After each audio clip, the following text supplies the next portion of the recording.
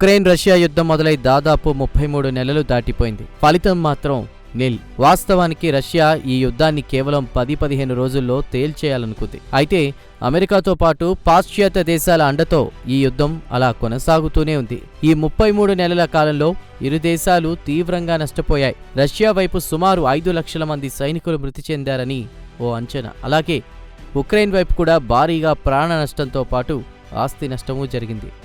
దాదాపు ఉక్రెయిన్లో ప్రతి నగరము నేలమట్టం అయింది.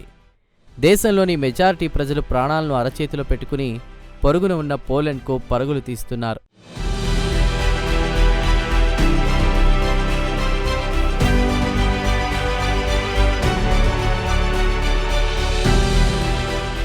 ఇక ఈ యుద్ధంలో రష్యాను ఉక్రెయిన్ ధీటుగా ఎదుర్కొంటోంది.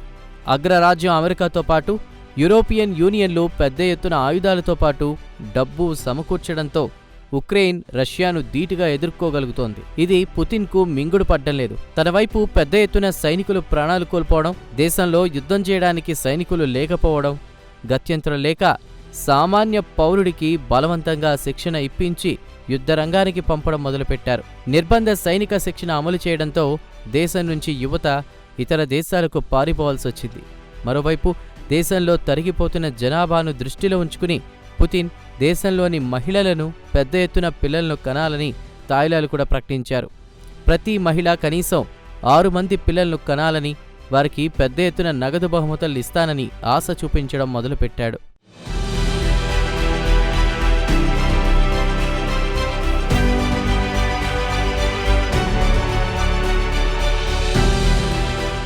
ఇక ఉక్రెయిన్ యుద్ధం దీర్ఘకాలం కొనసాగడం పుతిన్కు ఇబ్బందికరమైన పరిణామమే. స్వదేశంలో మెజారిటీ పౌరులు యుద్ధానికి వ్యతిరేకం. మరోవైపు పుతిన్కు సైనికుల కొరత వేధిస్తోంది. వెంటనే తన మిత్రుడు ఉత్తర Korea president Kim Jong Un సాయం కోరాడు. దీనికి కిమ్ కూడా అంగీకరించాడు. వెంటనే తన దేశం నుంచి సుమారు 1,00,000 మంది సైనికులను రష్యా ఉక్రెయిన్ యుద్ధంలో పోరాడడానికి పంపించడానికి సిద్ధమయ్యారు. ఇది ఉక్రెయిన్తో పాటు దాని మిత్ర దేశాలకు ఆందోళన కలిగిస్తోంది. మిలిటరీ విశ్లేషకుల అంచనా ప్రకారం ఒక్కసారే కాకుండా దశలవారీగా సైనికులను రష్యాకు పంపే అవకాశం ఉందని చెప్తున్నారు.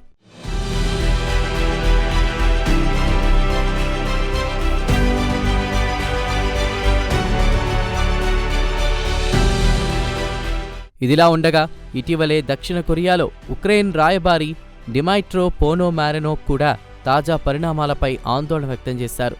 ముందుగా 15,000 మంది సైనికులను రష్యా కుర్సు రీజియన్కు పంపిస్తుందని, అటు తర్వాత రష్యా స్వాధీనం చేసుకున్న తూర్పు ప్రాంతానికి రొటేషన్ పద్ధతితో కొన్ని నెలల వ్యవధిలో మరింత మంది సైనికులను పంపే అవకాశాలున్నాయని భావిస్తోందని బ్లూంబర్గ్ వార్తా సంస్థ ఒక నివేదికలో వెల్లడించింది.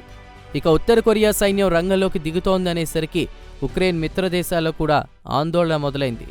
ఉత్తర కొరియా యుద్ధంలో దిగిందంటే ఈ యుద్ధం మరింత తీవ్ర రూపం దాలుస్తుందని భయపడుతోంది. దీంతో ప్రాంతీయ భద్రతకు ముప్పు వాటిల్లే అవకాశం ఉంటుంది.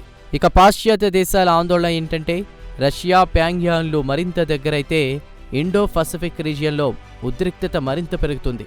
ఇప్పటికే చైనా, అమెరికాల మధ్య ఈ ప్రాంతంలో ఉద్రిక్తత మొదలైంది. ఇక చైనా విషయానికొస్తే దక్షిణ కొరియా సముద్ర జలాల్లో తరచూ విన్యాసాలు చేస్తూ దక్షిణ కొరియాను రెచ్చగొడుతోంది. దీంతో అమెరికా దక్షిణ కొరియాకు అండగా నిలుస్తున్న విషయం కూడా తెలిసిందే.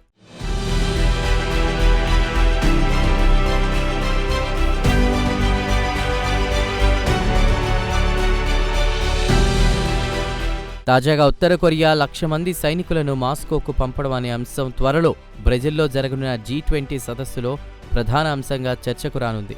కాగా జర్మనీ ఛాన్సలర్ ఓలాఫ్ షోల్జ్ ఇప్పటికే నేరుగా రష్యా ప్రెసిడెంట్ పుతిన్ దీని గురించి చర్చలు జరిపారు.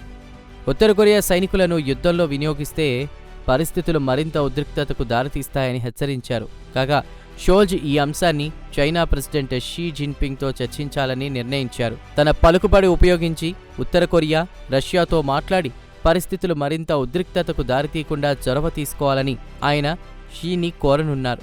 ఇక చైనా విషయానికొస్తే ఇటు రష్యా, అటు ఉత్తర కొరియాతో సన్నిహిత సంబంధాలున్న విషయం తెలిసిందే. అయితే చైనా ఇప్పటివరకు ఉత్తర కొరియా సైనికులను రష్యా పంపించడంపై ఎలాంటి వ్యాఖ్యలు చేయలేదు. ఇక చైనా ప్రెసిడెంట్ జిన్పింగ్ విషయానికొస్తే కొరియా ద్వీపంలో ఉద్రిక్తతను సడలించడానికి ప్రయత్నిస్తూ ఉంటారు. ఎందుకంటే ఉత్తర కొరియా రంగంలోకి దిగిందంటే ఇది తమకు తలనొప్పులుగా మారే అవకాశం ఉందని, ఎందుకంటే ఇప్పటికే అమెరికాకు చైనాకు మధ్య సంబంధాలు అంతంత మాత్రంగా ఉన్నాయి. కిమ్ జోక్యంతో పరిస్థితులు మరింత జటిలంగా మారే అవకాశాలున్నాయని చైనా ప్రెసిడెంట్ షీ జిన్పింగ్ ఆందోళన వ్యక్తం చేస్తున్నారు.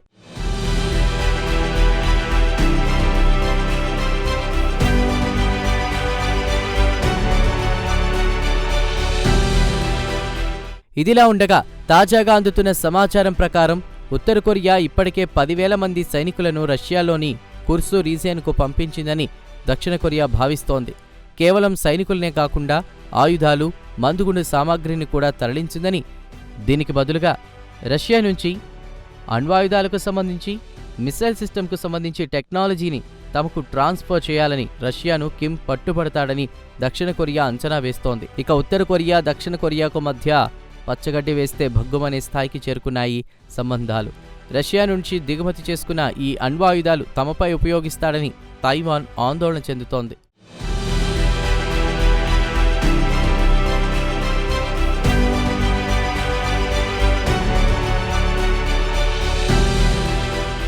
ఇక తాజాగా రష్యా ఉక్రెయిన్ యుద్ధం విషయానికొస్తే ఆదివారం ఉదయం తెల్లవారక ముందే రష్యా ఉక్రెయిన్లోని పలు నగరాలపై పెద్ద ఎత్తున దాడులకు తెగబడింది.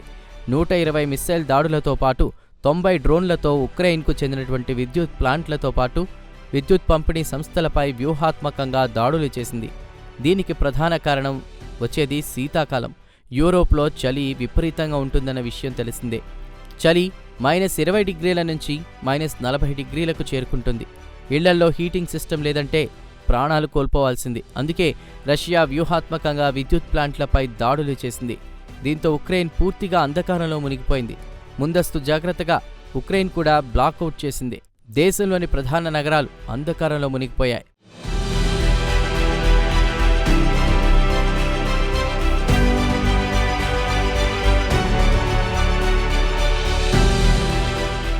అమెరికా ఎన్నికల్లో డొనాల్డ్ ట్రంప్ ప్రెసిడెంట్గా గెలిచారు. పుతిన్కు ట్రంప్కు మధ్య సన్నిహిత సంబంధాలున్నాయి. దీంతో పుతిన్ మరింత రెచ్చిపోయి ఉక్రెయిన్పై దాడుల జోరును పెంచడా అన్న అనుమానాలు కూడా వ్యక్తం అవుతున్నాయి.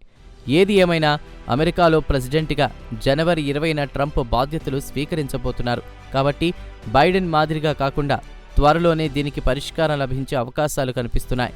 బహుశా యుద్ధంలో రష్యా ఆక్రమించిన ఉక్రెయిన్ భూభాగాన్ని రష్యాకే ఇవ్వాలని కోరుకోవచ్చన్న టాక్ వినిపిస్తోంది. ఎందుకంటే ఆ భూభాగంలో రష్యా భాష మాట్లాడేవారు ఎక్కువగా ఉన్నారు. ఆ భూభాగాన్ని రష్యాకు అప్పగించాలని షరతు పెట్టే అవకాశాలు ఉన్నాయి. మరి దీనిపై జెలెన్స్కీ ఎలా రియాక్ట్ అవుతారో త్వరలోనే తేలిపోతుంది.